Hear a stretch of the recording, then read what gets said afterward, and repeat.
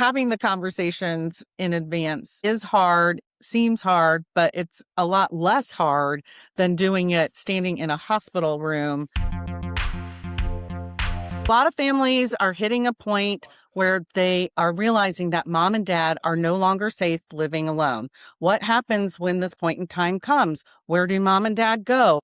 Who makes the decisions where they go? And what kind of paperwork do you need for this? That's what we're talking about today. Let's go. If you're a Gen Xer like I am, your conversations with your family and friends are probably starting to sound a lot different than you're used to. You're starting to talk about what is going on with my mom and dad. You've realized that they're not safe living where they're living anymore. You're very concerned and you know that steps need to be taken, but you're not sure exactly where to start. So you are in the right place if you have stumbled upon this channel, because I am here today with my friends in college, Julie Cook with Generational Transitions and Nikki Flynn with Elite Preparation Services. And I'm a real estate broker in the greater Tampa area and a Gen Xer who is going through this exact problem with my mother. Julie, why don't you talk about some of the housing options? And actually, even before that, how do we get to that point where we realize this? I think that's a great place to start is what do we realize? What are we looking for? So there's a lot of different things that you can tell. We talked in our first podcast about the fall that changes everything. And that's true. Right. Oftentimes, once we get to a fall or we get to a major event, adult children can look back and say, now that I'm thinking about it, there was this incident where mom was baking and she left the oven on. We found out it was left on all night because she forgot. Or dad was heading to an appointment and got turned around and wasn't sure how to get home. Or they forget days, appointments, just different things like that. The other thing that I think people don't watch for so much is the isolation. You may not notice that there's something physically wrong, but emotionally and mentally, they start to withdraw. They start to kind of shut down because they've lost a sense of community. Probably they've lost friends and family members have passed on. And so their circle is getting much smaller. And so that isolation becomes a very real thing. So those are some things to watch for. The other thing is upkeep of the home. What if mom was an immaculate housekeeper and now all of a sudden there's trash on the floor because she's not able to bend over and pick it up? She's concerned she's going to fall if she does. She can't carry the laundry anymore. It's too heavy for her. These are things to watch for. And if you're out of state, maybe you only talk to your parents on the phone. These are things you may not notice until you're there in person because they're very easy to mask. And depending on mom and dad's personality, they may be up front and say, I have some concerns. These things are becoming difficult, or they may try and mask those things from you. It's hard to have the conversations about those things because sometimes the parent is ashamed of what is going on. They realize it and they're ashamed of, what's going on, or they're scared. Sure. They're scared like what's going to happen. Maybe, and Nikki can talk to this, but maybe they're not prepared with having documents and things like that lined up in advance. Like they're scared. What's going to happen to my house? What's going to happen to whatever? I mean, people don't usually just already plan for this. This is why we're talking about it. Yeah, that's a true situation. Unfortunately, sometimes it waits until the last minute, and that's never a good thing. If we can be proactive and sit down with our family and come from a caring, compassionate side where we're just trying to let them know we want to honor your wishes. We want to make sure that we are doing right by you. You raised us. You've given us life. You've been there for us. We want to make sure that we're there for you. And we want to have documents in place in the event that something does happen before it gets to that situation. Making sure that we can let them know, like, we want to make sure that we're on the same page with what your choices are. Do you want to stay at home? Do you want to make sure that we have money set aside for a caretaker? Like we need to sit down and look at what those options might be. You might not know what type of insurance plans they have. They might have a long-term care policy that you know nothing about. Being able to say, what happens if you can't communicate? What kind of medical decisions do you want? For us to be able to have those conversations with the parents while they're still coherent and healthy and capable of having those conversations makes things a lot easier when that transition does start to happen later on, when we start to notice those things happening and the slow deterioration, or God forbid, if something were to happen to one of them and there's only one parent left. Now it's like my goodness, now we're in panic mode. We need to make sure that the surviving parent has everything in order. And we're not really giving them a chance to understand what life is really going to be like without their significant other with them anymore. Some are so dependent on that significant other that they kind of lose hope and they lose the will to live. Dying of a broken heart is a real thing. And that's why we need to make sure that we're trying to have these conversations before things start to get too bad, because we want to make sure that we're giving them not only the longest, healthiest life possible, but we want quality of life as well. It would be nice if everybody could just live in their home that they've lived in for the last 40 years, or maybe they moved and downsized and are living in a cute little condo somewhere. But physically, there comes a time where somebody cannot take care of themselves. So today we're not really talking about home health care or aging in place. Really, we're talking if it's come to a point where they need to probably move out of that home, what are the options that they have, Julie? So I would break those down into 4 different options. And I think that's important for people to know, because oftentimes when you talk about we have to leave the family home, folks' mind automatically go to nursing home, which is one of those categories. With independent living, this is going to be very similar to, say, a 55 plus community, which is very popular here in Florida. You're going to have your full independence. If you're able to still drive, fantastic. Keep your car, come and go as you want.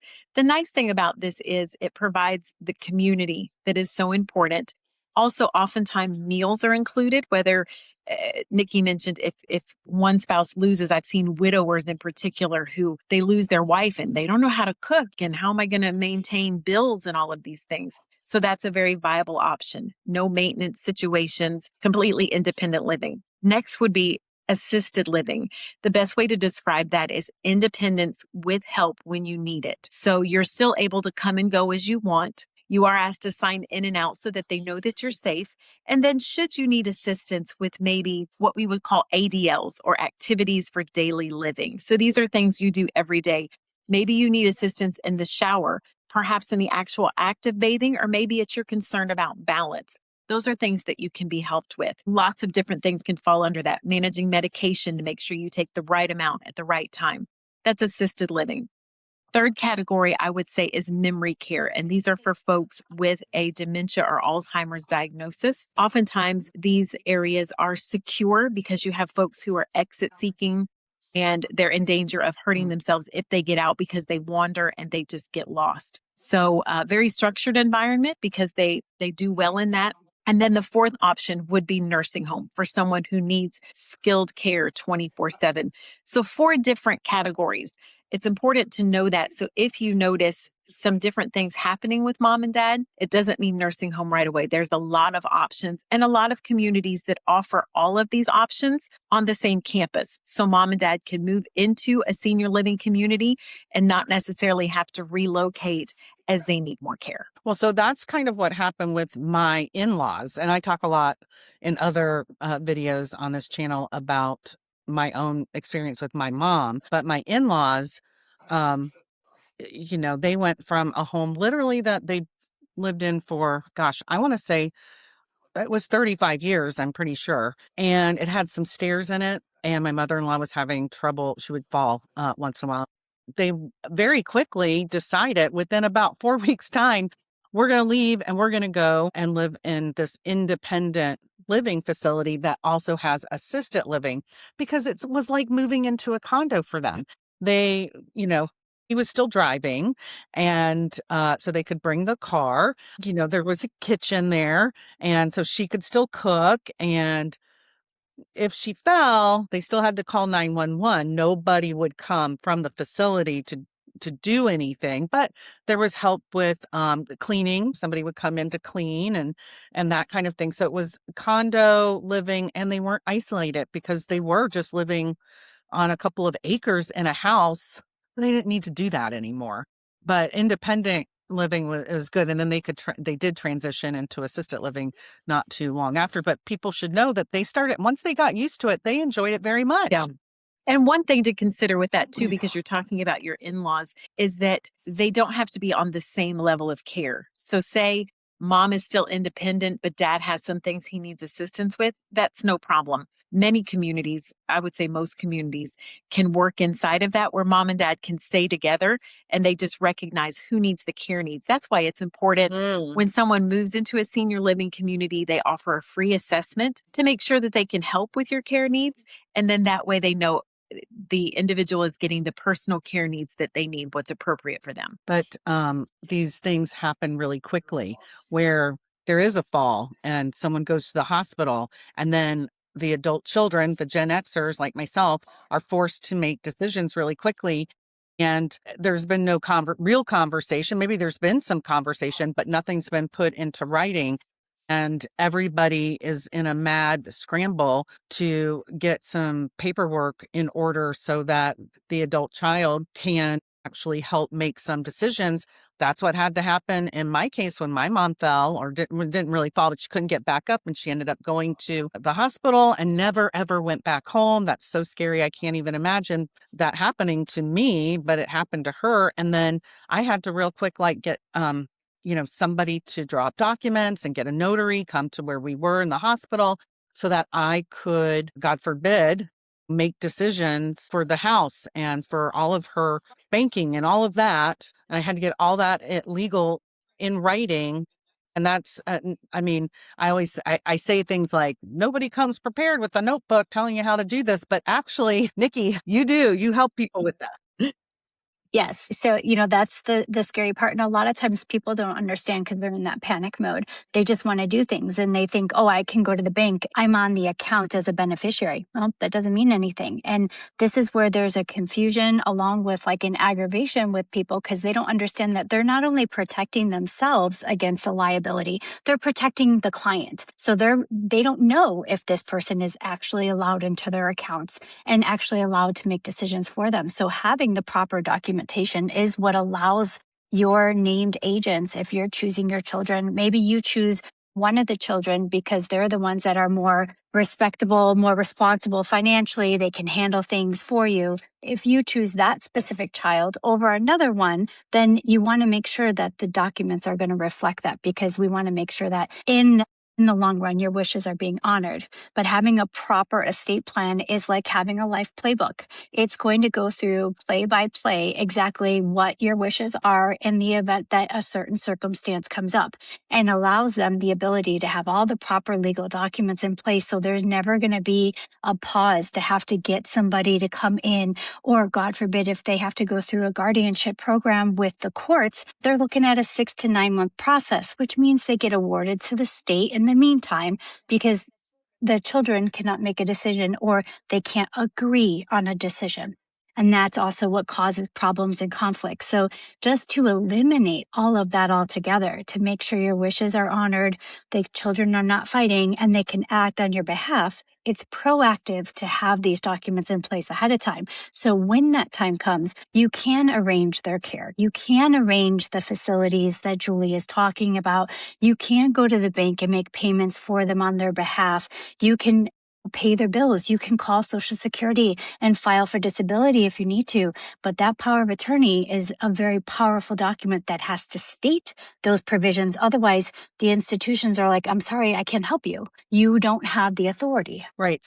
Like with in my mom's case, and she's in a hospital. I know that then she's going to skilled nursing care. And then I was like, well, she's not going to be able to go back home now. We have to find a place for her. And I did speak to a concierge, I can't say that word, goodness, a senior community advisor. Let's say it that way. And I'm not going to edit that out, by the way, anybody. Sometimes I stumble over my words for sure. But I did speak to someone that was trying to help find places for my mom to go. But luckily, my mom ended up going where my in-laws were. But I had to sign the lease on her behalf, for her new place. And if I didn't get those documents in order, I wouldn't have been able to do that. Yep. So that's how they're extremely helpful and powerful. They allow, when that time comes, they allow your agents to basically make all decisions for you and carry out your wishes of what you are wanting. So that way we're not letting other outside sources or third party people like the government or the hospitals to be Cannot making even decisions imagine. for you. I can't imagine. Yeah. And To tag on to what Nikki's saying, I think it's valuable too. We've talked about having this conversation and how it can be uncomfortable. But if we take it from the perspective of, I don't want anybody else to step in and make these decisions for you. So I want to be very clear what your wishes are. That's empowering to our parents to be able to say, you know what, you're right. I hope we never have to go this route. But if we do, this is what I want done. So it's relief for the child to know I'm doing the right thing for them. And it's empowering for the parent to be able to say, I'm making the decisions for myself. No one's going to make this for me. You don't want to find out the hard way, right? You want to find out the easy way. So it seems hard to have these conversations. And it might not just seem, it might be hard. It's not just seem hard. It is hard. Not everybody has the same relationship with their mom and dad. Maybe you have a great one, Julie. Maybe you have a great one, Nikki. My relationship with my mom is just, it's just us two. I don't have any siblings. There's no buffer. It's just us. So all the conversations my entire life have been very complicated. And so nothing is easy, right? But I'm the only one, that I have all the responsibility on my shoulders dealing with my mom. Maybe I feel like people who have siblings would be very lucky, but not all people who have siblings feel that they're lucky because if there's 5 siblings, there's always one. What do you call it? There's always one outsider. Always an outsider or the black sheep, the black sheep of the family, right? There's always a black sheep, or someone says, "Oh, I know she's a responsible one. She'll take care of it." And they're over here. Maybe they're even close by and they're not even helping. Having the conversations in advance is hard, seems hard, but it's a lot less hard than doing it standing in a hospital room going, "What are we going to do next?" Okay. But all right. So listen, when somebody leaves their house though, maybe the house was already paid for. Everything was great. They're just paying homeowners insurance and property taxes and, they have their social security income or maybe a little retirement plan. But oh my gosh, these places that you mentioned, Julie, they are not free and they're not cheap. They're not. No. And they're not covered by insurance. Correct. There you go. And that's important to know. Now I'm going to give you again, really quick ranges. Options. I mean, tell me what you want to say, but I think people should know like something and not to scare you, and options, I guess.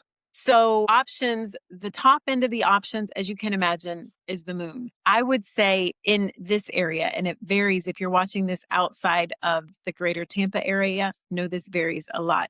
Starting shared room, I would plan on at least $3,000 a month. That's for a small shared studio with a roommate, bottom basement pricing. And that's very hard to find. But just to give a range, and then it goes up from there. On average, I would say 5,000 to 7,000 is more normal. And then still I've had folks who've told me, I want a cruise ship on land. And we can find that, and it's going to be more expensive, but it's available. Now, with that being said, there are ways to pay for this. So we mentioned at the low end is private versus shared. So I know a lot of people value their privacy, understandably so. But when you're looking at saving money, there is the option of whether you have a private bedroom with maybe a shared bath and kitchenette, or you may be in like a studio apartment where it's really you have a roommate. But oftentimes it cuts the price in half as opposed to having your own private space. The other thing that we talked about is long-term care insurance.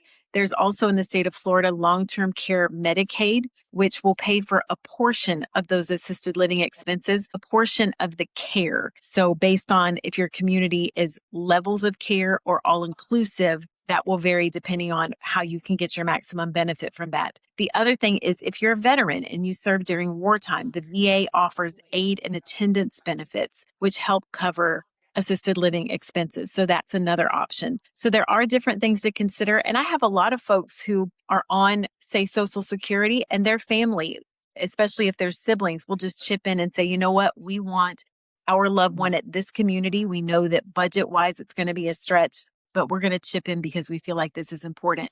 And so we see that happen all the time, which is a beautiful thing so that your loved one can get into where they want to be inside a budget. Yeah.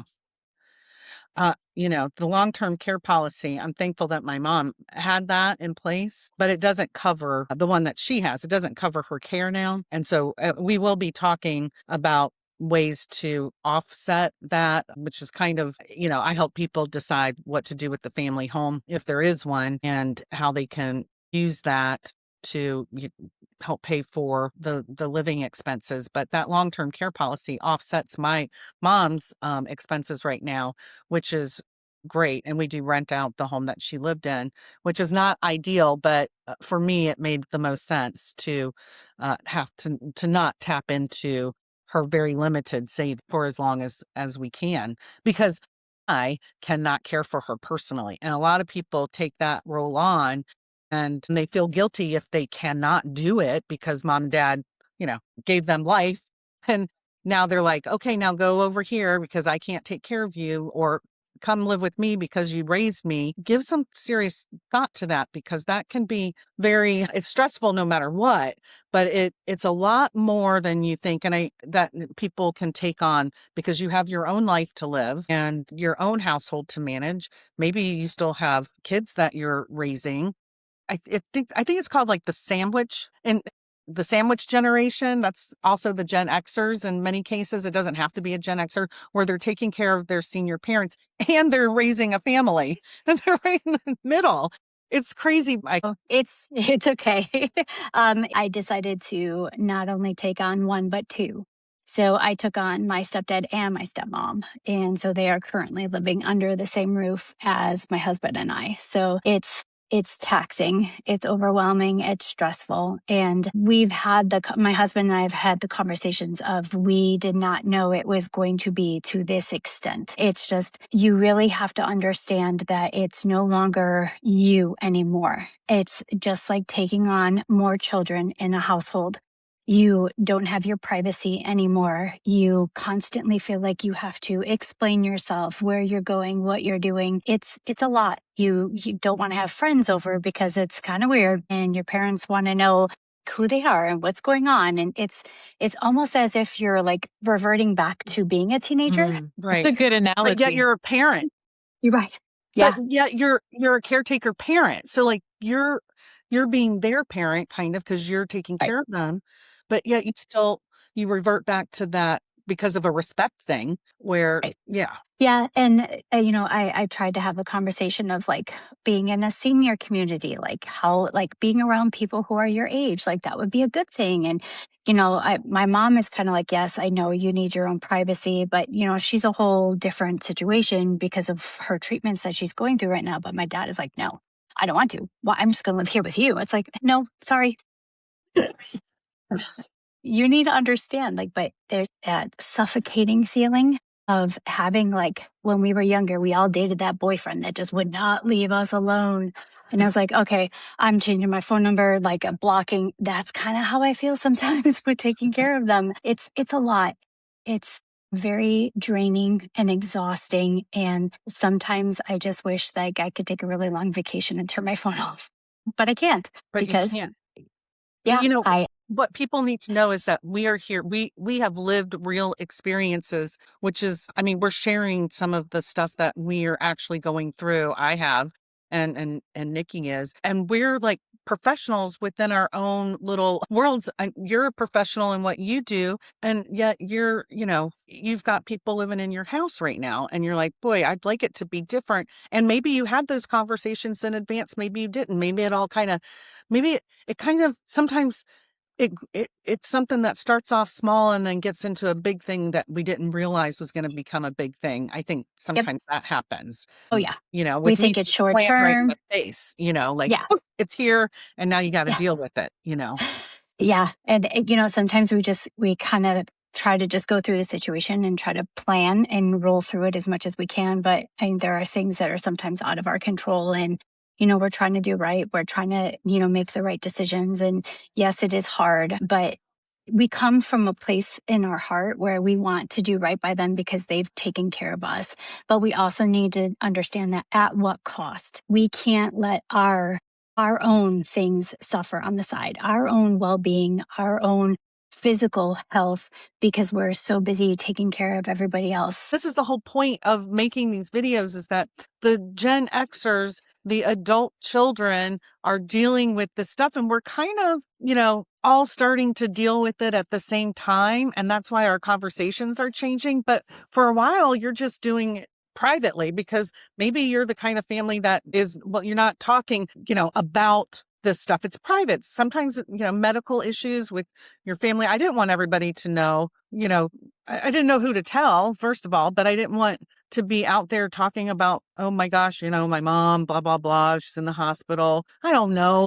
Just didn't want to talk about that. That's her private business, but we're all kind of going through it and we don't know that each other are going through it. And so we're not sharing the best practices or things that we're learning in our own experiences, but that's what we're doing here. We're saying we've had these experiences and we're trying, and it's also part of what we do for a living. And so now we're sharing it to be helpful to people that are also going through this. And you just never know when it's going to happen. So it's better to have these conversations in advance. Not everybody can do that. And we feel guilty, for not being able to either have someone come live with us, which it's okay. You can feel guilty, but still say no, like it's okay. Or maybe you just don't have the financial means to pay for mom and dad's stuff. That's okay too. But there are ways, I think these conversations are so good. The actual reality of what you and Nikki have gone through with your parents,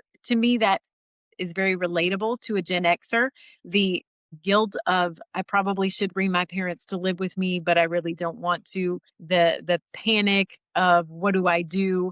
The shame on the parent side. So I think, Allison, what you're saying is very true, that this is kind of the reality, even if you're not comfortable with sharing what your family is going through, just to pull up a video and be like, I'm normal. Like, people have this and have all these emotions. And just the reassurance that I'm normal and not the only one in this situation is empowering and helpful, I think. It's so true. And that's why I started this channel. I had a couple of surprise conversations with people that I've known for 30 years. We don't talk every day, but we were at an event, a college reunion, as a matter of fact. I said something like, oh, I've just been dealing with a lot and going back and forth. I've had to do a lot of stuff for my mom recently. And she said, oh my gosh, so have I. And it was like, that's when it hit me like, wow, this is people really, it's not just me going through it. Obviously, like, that's silly. That's kind of dumb for me to say, but you don't really think about that. You just, in this day and age, you just see all the happy stuff that people post on social media.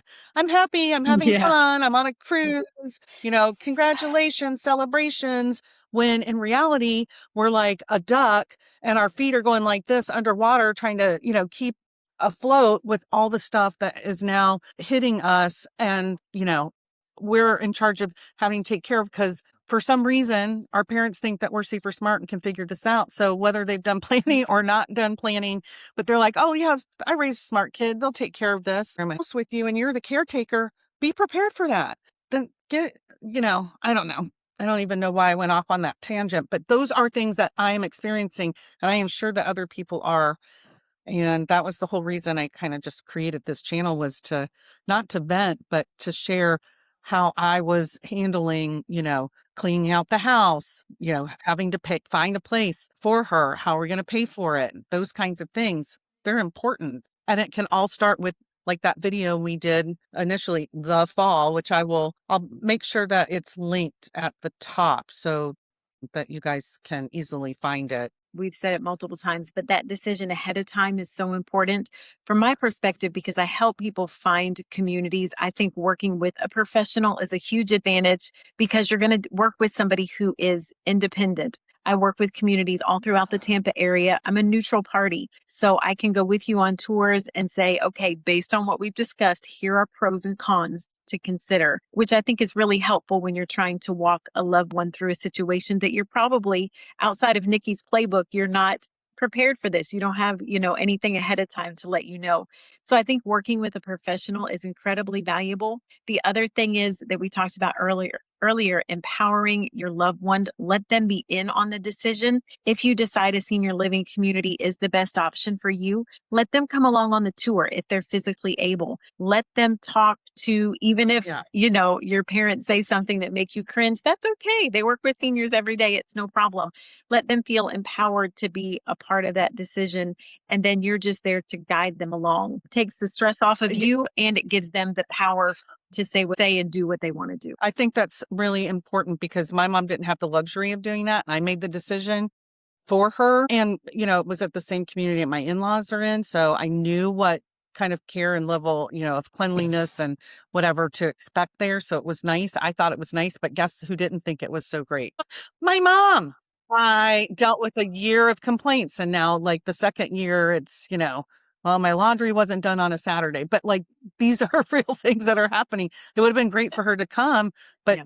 she didn't. And even though I did try to have conversations with her in advance, she, and like look for places, let's look online. She wouldn't do it. So that will happen to people. But Julie, do people write you a check in advance when you're going to go with them to the senior community, or how does that work? So here's the great thing for the services that I offer, there's no charge. So I like to tell people that up front, and I tell them how I get paid because that seems very sketchy. I get paid. Yeah, because you don't work for free. It's just that Right. they don't pay you. Exactly. So perhaps similar to what you do, Allison, I get paid by the community after someone moves. So the great thing about that is I can walk you through the process. You don't have to worry about when you call or text me, is there going to be an hourly charge? There's not. This is a service that we offer. I get paid later. Now, with that being said, for me to be able to get paid, because I do have to pay bills, I need to be the initial contact at the community. That's also to your advantage, because if you start reaching out to communities independently, you're going to get a lot of marketing material. You're going to get phone calls, emails, things in the mail. If I kind of come in between and kind of help navigate that, you can have access to whatever you want, but I can also help block the things that you don't. Well, that is good. That is helpful. That is so helpful because, once they get wind of it, you're never going to not hear from them again. But no, that's extremely helpful because just looking online, it gives you an idea, but you have insight into the communities, and that's so valuable. So valuable. It really is. And I wish I would have known you at the time that I was going through this a couple of years ago. And Nikki, what she does cost money, but at a fraction of the cost that would. You just go ahead and explain it. Yes. So instead of having to go to a really pricey lawyer, a lot of times people don't feel comfortable going to lawyers, especially because they know that they're essentially just sitting down with them for the interim part. And then everything else is done with the staff in the office, which is where I come in. That's how things were at my firm. And they basically sat down with a lawyer for the first visit and everything else was me. So I branched out and started my own business, and I am licensed as not only a paralegal, but also as a document preparer. So I can offer the same quality of documents that you would get at the law firm at a fraction of the price, because you deal with me solely, only me, and I can meet you where you are. So when you call me, you're not getting in the runaround. You're not getting the, oh, I can't talk to this person. It's the same consistency the whole way through.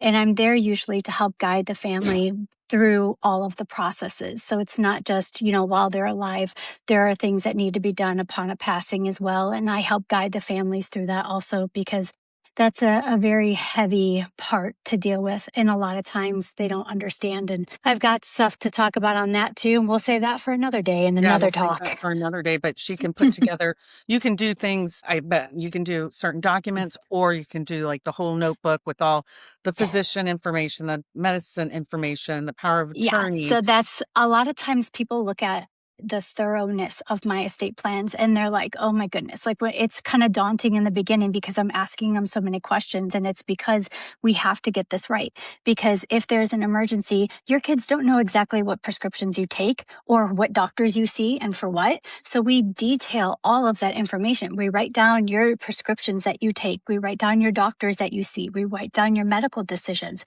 If you pay bills online, if they come all automatically, there are things that need to be written down. So that way, in that split second, like if everybody were to pause right now and say, what if in 30 minutes from now, I were to have a massive heart attack and I could no longer communicate? Oh, yeah. Does my family know what to do? No. Are things in order? Not. Do they know that bills need to be paid? Do they know that I have this long-term care policy that can pay for these things? Do they know that my mortgage, I write a check because I don't like electronic withdrawal from my account? They don't know these things. So to have a plan where it lists out everything, so there is no chance that there can ever be anything that is missed, is extremely helpful for the family. Because now instead of them going, Okay, I know there's a bunch of documents. I don't know where they are. I don't know what they do. I've never seen them before. Now we sit down with the family and we say, here's our binder. This is where everything is. And I can't tell you how many times I get calls from family members like, oh my goodness, thank you so much. Yeah. Because if it wasn't for you being so thorough, I would never have known that these accounts existed. Or I would have never have known that this is what my mom has going on or anything like that. Or they get the phone calls from the hospital saying, I need this form. And they're like, oh, I don't know what to do. They call me. Okay, this is the document they're looking for. Go ahead and email that over to them. You'll be able to do everything that you need to do. So it's just helpful to have that person that's in your corner to be able to help guide you through all of that because it can be daunting and overwhelming. Well, it will be daunting and overwhelming no matter what. And then having this stuff in place is better than rushing around trying to do it. For sure, I can speak to that from experience. You will not be able to talk to anybody, make any decisions for anybody, call the bank, call the long-term care policy people. You won't be able to do anything without the proper documentation in place. I know that personally, firsthand. Doesn't matter how nice or sweet you are or how long your mom has been with a particular insurance agency. It does not matter. And also, I mean, that's what their generation kind of thinks. Oh, I've done business with Don Robinson for 40 years. I'll help you. No, they can't. Legally, they cannot do it. So, okay. So we could talk about this forever and ever, and we'll probably touch on it again. Next time, I think what we're going to talk about is we're going to go into what do we do with the family home and the belongings and the things around that realm, because now we know mom and dad are no longer safe at home anymore. We're deciding where they're going to go. We've got to decide how to pay for things. And now we've got this home that needs to be dealt with and how we're going to do that. So that'll be the next thing that we'll talk about when we come back next time. And remember to look in the description below for our contact information. Don't forget to subscribe so you don't miss any of our videos.